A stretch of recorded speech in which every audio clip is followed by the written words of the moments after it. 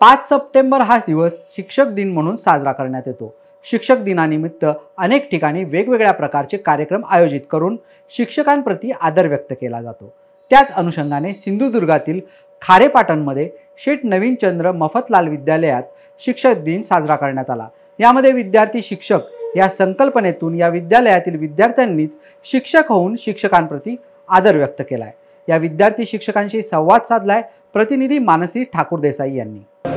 आज संपूर्ण राज्यात शिक्षक दिन साजरा होतोय आणि याच निमित्ताने शेठ नवीनचंद्र मफतलाल विद्यालय खारेपाटण येथे विद्यार्थी शिक्षक हा उपक्रम राबवण्यात आलाय आणि त्याच निमित्ताने आपल्यासोबत आहेत सई लोकरे, आजच्या दिवशीच्या शिक्षिका।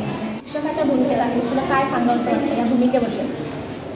पहिलं मला खूप छान वाटतंय। शिक्षकाची भूमिका म्हणजे कठीण आहे, मुलांना असं सांभाळणं सावरणं कठीण जातं, पण आत्ता समजतं की शिक्षकांना आम्हाला सांभाळणं किती कठीण जातं ते शिक्षकाच्या भूमिकेत घेऊन।